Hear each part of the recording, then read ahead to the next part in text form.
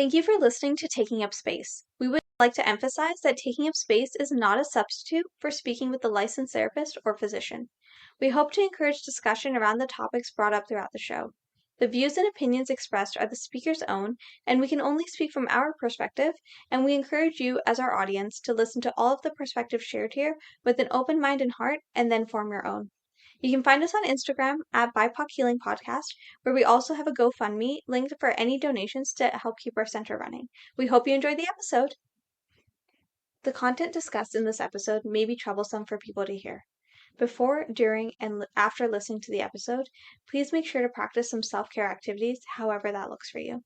Some of our favorite methods here at Taking Up Space include journaling, going for a walk, connecting with a loved one, eating a good meal, or just taking a few deep breaths and some time for ourselves.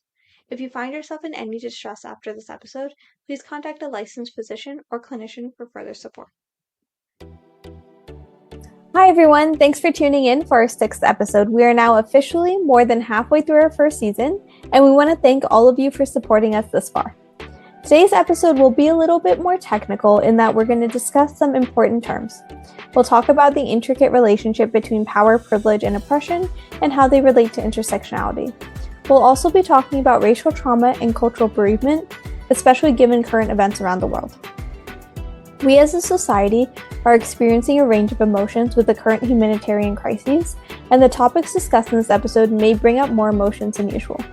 Please pause the episode as needed, take some time for yourself after listening, spend time with loved ones, and remember that whatever this episode brings up for you is valid and you're not alone in your emotions. So starting off with one of the phrases I think is most misunderstood in this area, white privilege. When we talk about privilege, it's important to remember that privilege does not negate any of the hardships you have experienced.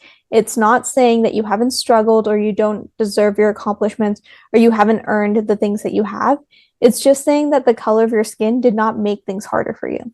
So then if we look at terms like male privilege, we're just saying that your gender did not make things harder for you.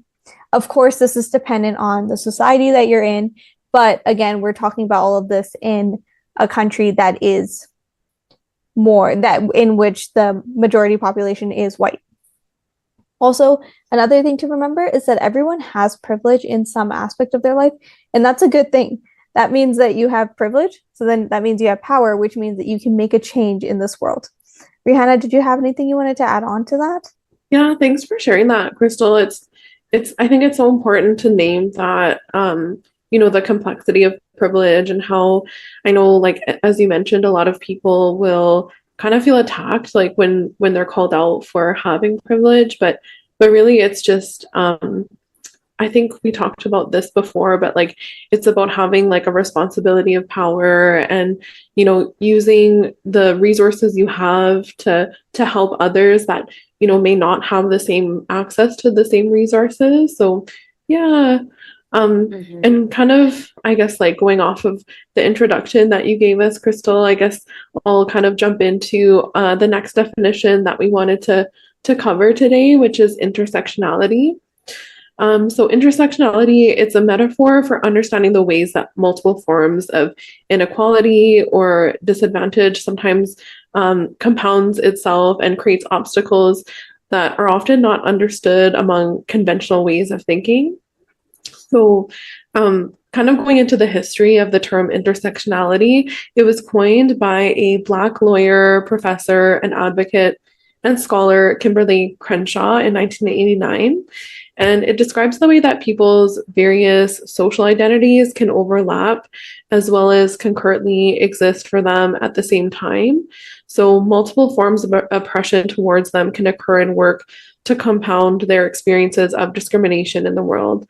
So essentially, you can have, a physical disability and also be a person of color. And that itself is intersectionality. Like, you can experience oppression from different areas of life, and that can really take a toll on someone, and it really kind of, it adds to our like unique lived experiences essentially.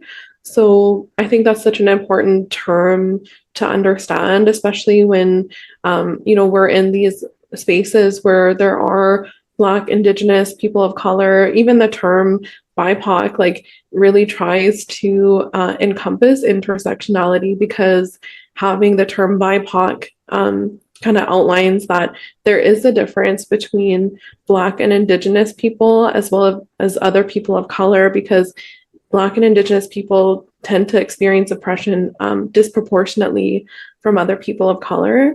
And so even just that term itself can like really kind of highlight intersectionality among people of color, because we're not a monolith.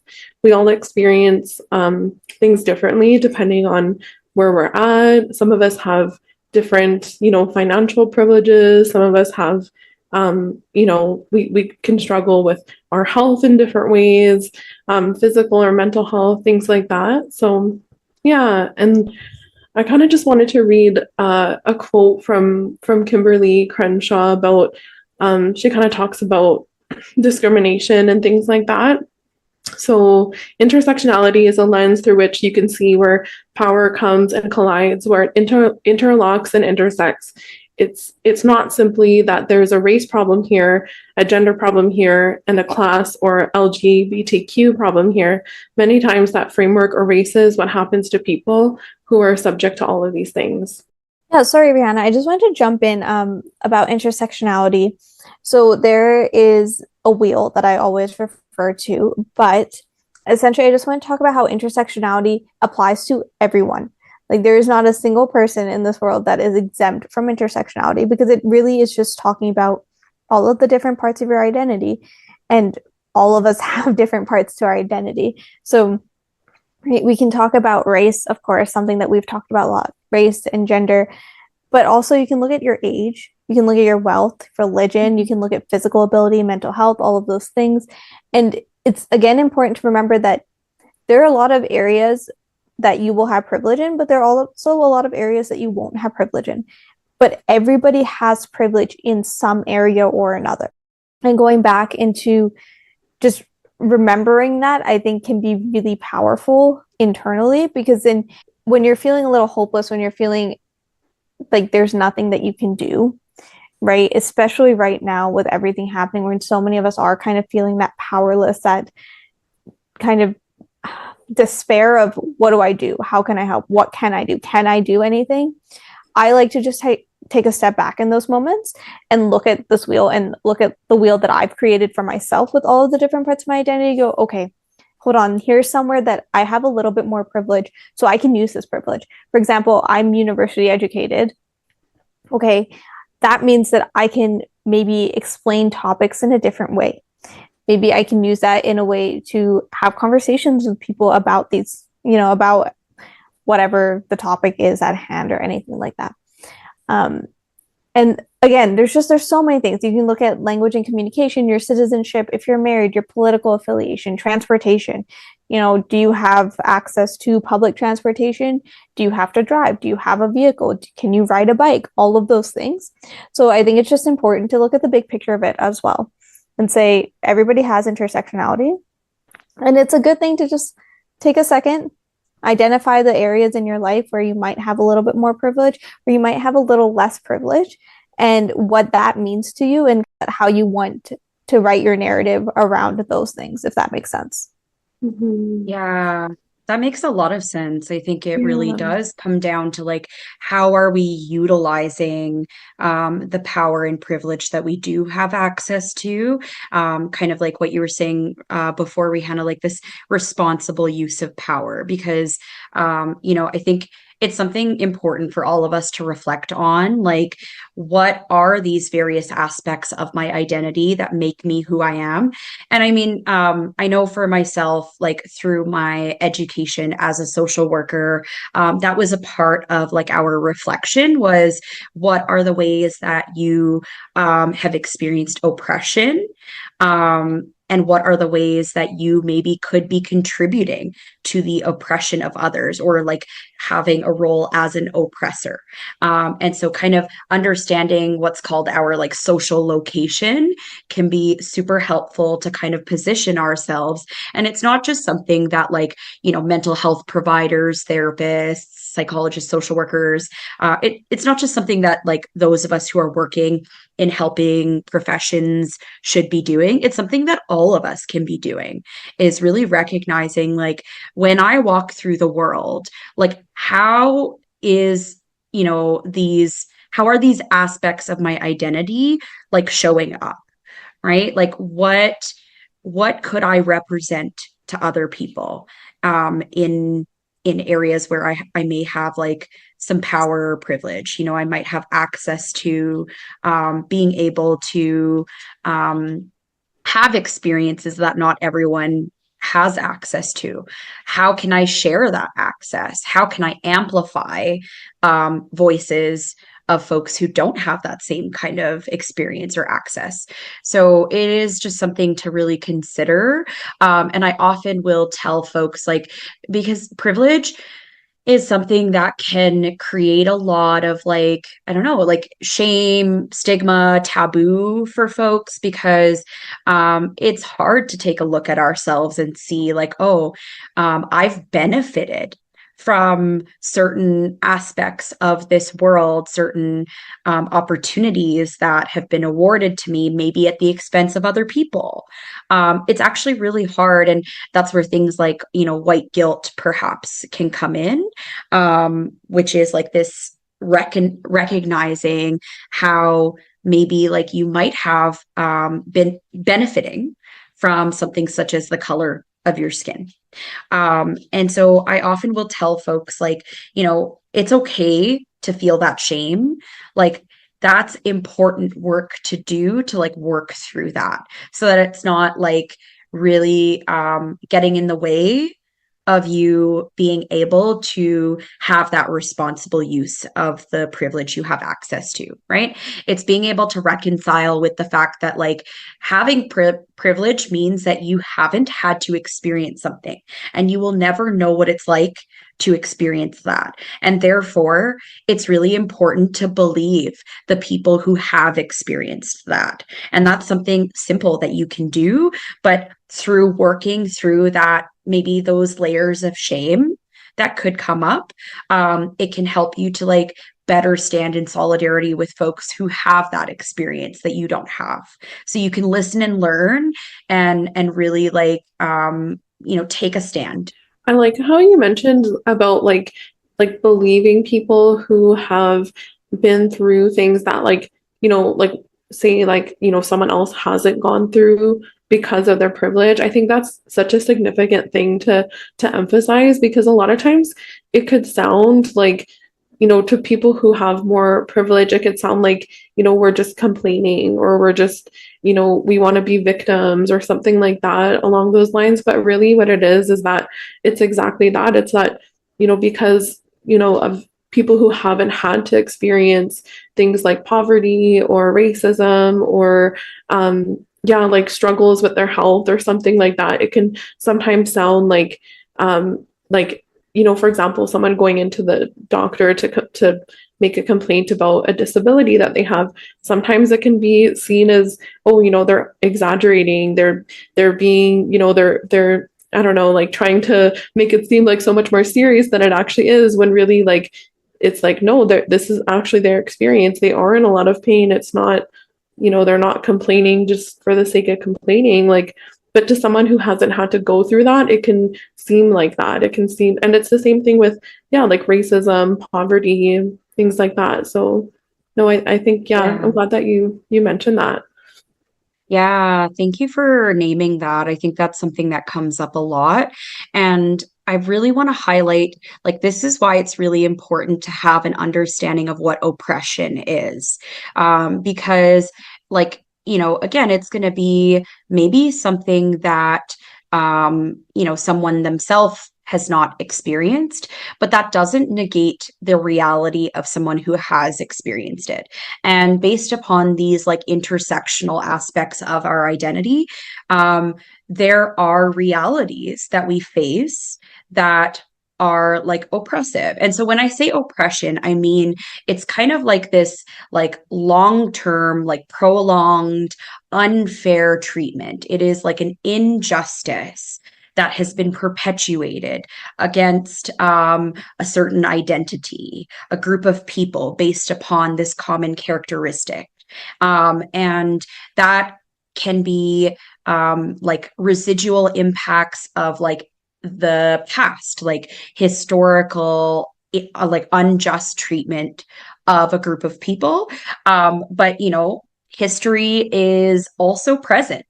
And there are ways in which like these like systems that are in place have been founded upon that oppression, that unfair, unjust treatment, and is like currently ongoing, playing out in people's lives.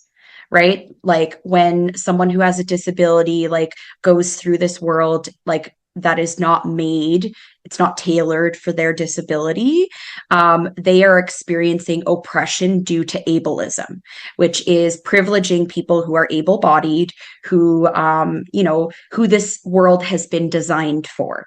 Right. So that's one facet of like maybe a potential oppression. And, you know, we've listed all these other areas where there can be as well. So that's why I think it's really important for people to recognize like that oppression is real and it is ongoing, being enacted by these systems. Even if you yourself are not like experiencing it, it is happening to someone who has an identity that is targeted by that type of oppression. And the systems have the power because they reach a wide group of people. When we think of like healthcare systems, policing systems, like, you know, these like overall governing bodies that are like impacting people's lives, impacting their access to proper, you know, supports and treatment, or you know, mandating laws in this society. That's the way that those systems inherently, because there's power tied to it, since they have influence over people's lives and determine the well-being and livelihood of, you know, individuals. It's the way that those systems of power then play out and trickle down in a way that impacts the individual experience. So we cannot negate that reality because it's actively playing out. And, you know, the personal is political, right? These systems impact our lives. That's so true. I think you really put that so well. And like, yeah, I think it's so important to have these conversations. And, you know, I think it really ties into the intersectionality, power and privilege that we're trying to you know, explain in this episode. And yeah, thanks so much for giving those examples, Reena. Yeah, maybe this kind of leads the way to the next part of what we wanted to talk about, which is maybe like the specific kinds of oppression. Mhm. So there are like some themes that come out a lot from the work that we do at the center. And so I really want to highlight one term that maybe like folks may or may not be aware of, and it's racial trauma. So, racial trauma is an experience that we often see a lot amongst our racialized folks who access services at the center. And we wanted to take some time to really like define that, so that we can really like, you know, explain like how race can actively like work to traumatize folks. So like it is a specific type of traumatization that comes from experiencing racism in any form. So this doesn't have to be like kind of a direct overt experience of like, let's say, a racist hate crime. It could be like a collection of ongoing, daily, frequent interactions with racism, and even like subtle forms of racism, such as like, you know, racial microaggressions, like comments or slights that are made, you know, on the daily, or bias, like unfair treatment, where maybe someone didn't explicitly name your race, but they, you know, they treated you as the only person of color on, you know, the team, you know, that you work at, for example, with a certain bias. So it can be like all of these different forms, but it also can be like direct or indirect, right? And I think that's so important to name is that like oftentimes as racialized people who like experience racial oppression, it doesn't have to happen directly to you for you to feel the impact of it. So, for example, if we see in the news a racial hate crime happening, police brutality, or if a family member or a loved one or someone in our life has experienced something, we can feel it, and it can embed itself as trauma, right? Like trauma is so personal. And I really like to highlight that trauma is anything that overwhelms our capacity to cope. And so, like, racial trauma is like a real thing that we can experience. It's also a public health issue, right? Like, it's something that people like are experiencing on mass levels. And it is something that needs to be addressed because it is affecting like a large portion of our community. So I want to like name it as like an individual experience, but it's also like on those systemic and community levels as well. That's so true. Like I like that you mentioned that, because that's something that I've recently been reading into as well, about how, like, for example, at the workplace, like going to work, being expected to show up, perform our regular work duties, but then say like you might not be experiencing workplace like overtly, or sorry, racism at the workplace overtly, but like when you go, like, for example, when you go home, look at the news, or you're on social media and you see things happening to people that share the same background as you, or, other people of color, it can really affect you. And that can really affect your ability to move through the world, and like to show up for others and to show up for yourself. So yeah, it really does make a difference. And yeah, like it extends on a global level. Yeah, totally. And it can really amplify itself in severity and like get to the point of really bringing about like intense like trauma symptoms for folks, right? Like for myself, a lot of what I've noticed in terms of like um things going on, like how I respond to like the Palestinian genocide that's happening, or when I hear of like someone being like killed for their race, I have like visceral impacts in my body. Like I feel sick to my stomach. I have nightmares. I have trouble sleeping. I start having like flashbacks to scenarios I've been through with like racial experiences. Like I feel it viscerally, and so I really want to name this like race-based like traumatic stress. And I want to name it as different from PTSD or post-traumatic stress, because PTSD is like this lens of like after an event has happened, the cumulative effects of experiencing a certain event, like how it can linger and be ongoing, and like, trauma doesn't just like turn off. But I really want to name that, like, when we go through racial trauma, it's this race-based traumatic stress because it's ongoing. It has ongoing impacts. There's something that is continuously happening that is traumatizing. And so we are living in this world that continues to traumatize us based upon our race. Um, and so I think that's really important to identify, that like it doesn't necessarily have this like end point. When you have to walk through the world with that aspect of your identity always there, because we can't turn off our color. Wow. Yeah, that's so true. And that's so important to name. Just that ongoing, like, it's so different from like, what we're taught about like PTSD being, a past event that's happened, and now you're trying to cope with, the past, but this is like ongoing, and it's Yeah. never ending. Yeah. And it leads to this like ongoing racial battle fatigue.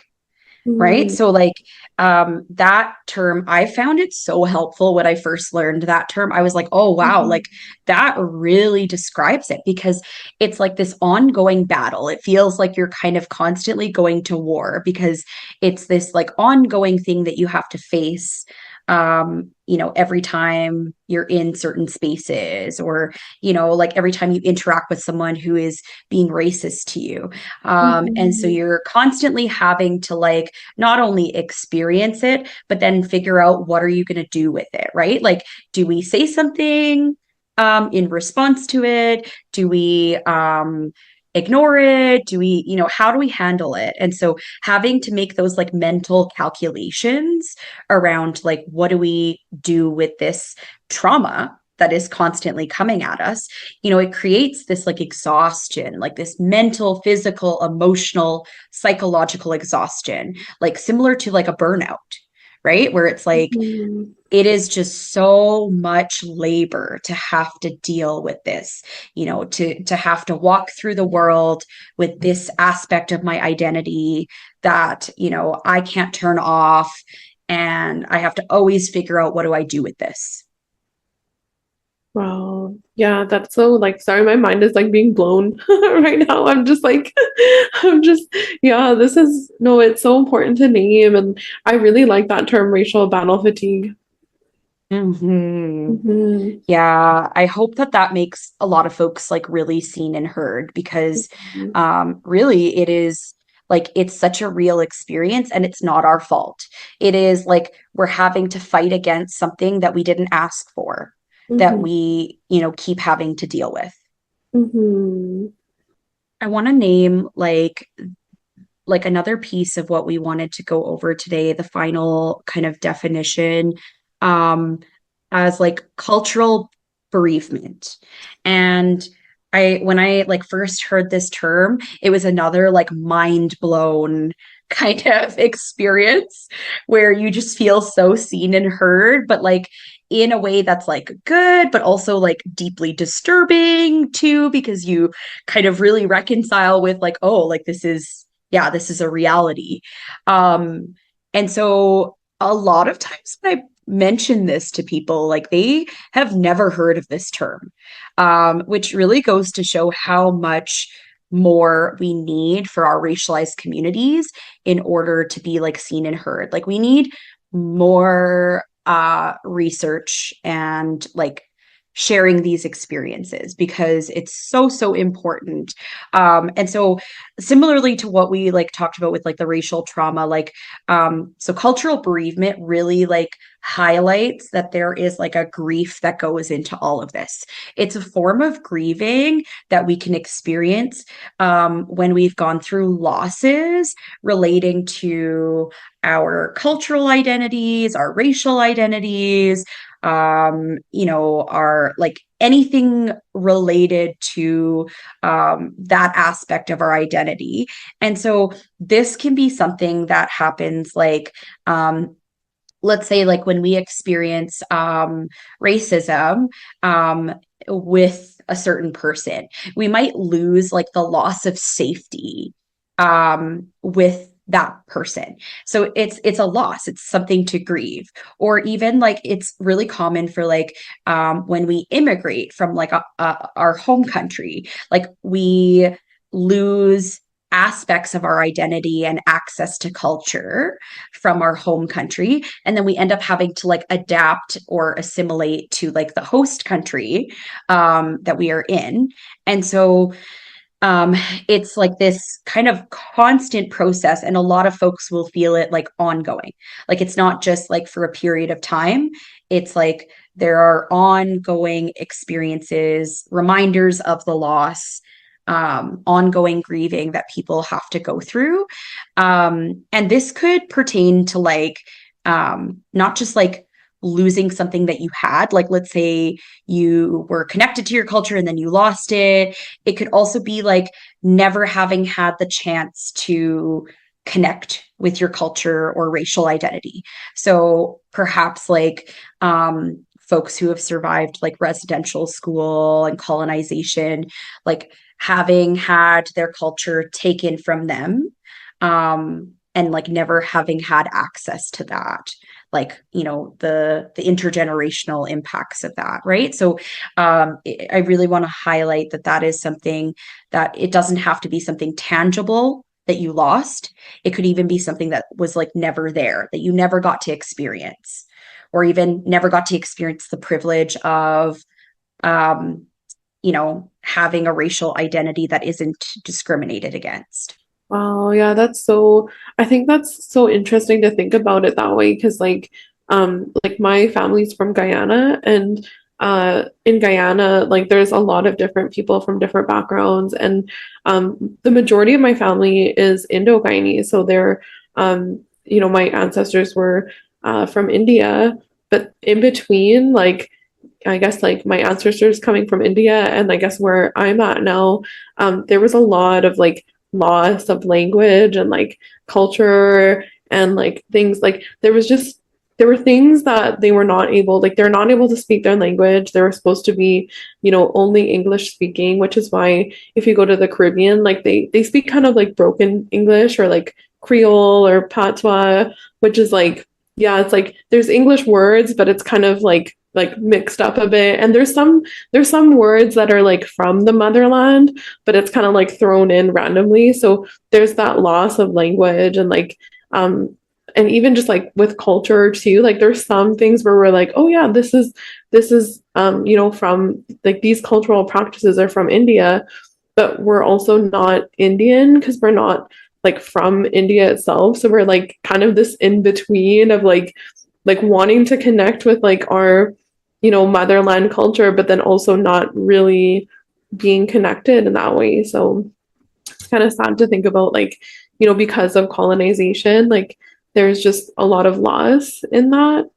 So Yeah, definitely.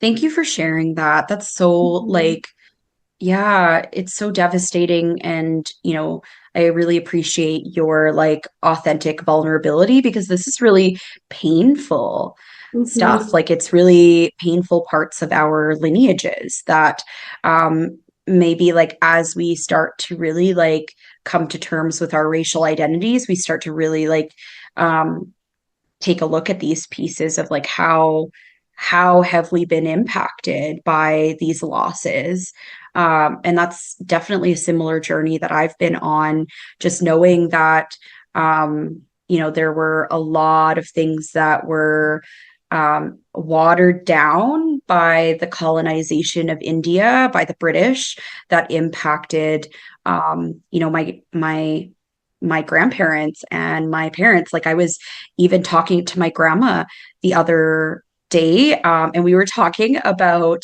the monarchy, like and Mhm. she was talking about how like she was socialized to believe that like the Queen of England is like this you know, very like important like figure to like worship, and like her and I were discussing and unpacking that, and I was kind of like trying to tell her like, oh, you know, like but like the British colonized India, like there's so much that was lost from that colonialism. And my grandma was like, you know, they taught us that like we were not civilized before they took over, that like we were in trouble, our country wasn't doing well, we weren't doing like, you know, we didn't have the right structures in place, and that they came over and like saved us.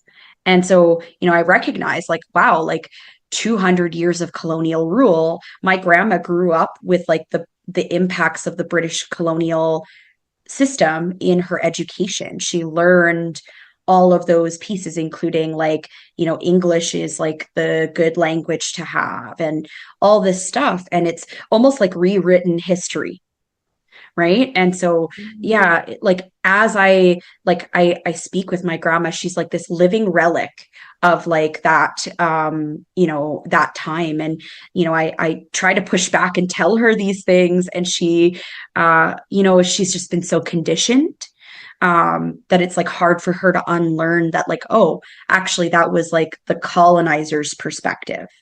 So Mm. it's really hard and sad, and a lot of our families have been impacted. Yeah, there's a lot of grief in that. Mm-hmm. I want to thank both of you for being so vulnerable during this conversation. These aren't easy topics and these aren't easy things to divulge or discuss. And Reena, something you just said about it being the colonizer's perspective makes me think of the, I guess it's a quote. I don't know. I've heard this phrase quite a bit, but that history is always written by the victors, right? That's who writes the history. That's who writes the history books. That's who writes history. And it's really something that's been kind of on my mind lately is how lucky and terrible it is that we have social media right now. In so many ways, it's heartbreaking to see what is happening. It's heartbreaking to see videos of all of these various injustices happening over the world, right? We're seeing videos ranging from environmental crises to humanitarian crises. We can see all of this literally just in 15 seconds. You can scroll on Instagram, scroll on TikTok, and you see all these videos. But at the same time, this is the most well-documented history has ever been. This is like, and there is so much power and privilege in that. Because to me, and maybe this is a bit of a bleak or pessimistic outlook, but I don't think that everyone's ever going to agree on one perspective. Nobody, especially with history, right? When you look at history, there's so many different sides to a story that's being told, a story that affects millions of people, a story that shouldn't, when I say story, it shouldn't be taken lightly as, oh, this is like a little bedtime story. No, these are people's lives that we're talking about, but there's so many different perspectives. And I think this is one of the first times in in this human lifetime or lifespan where we can see all of these different perspectives. And I think that's the most important part. That's where your power and your privilege really come in, because we get to choose.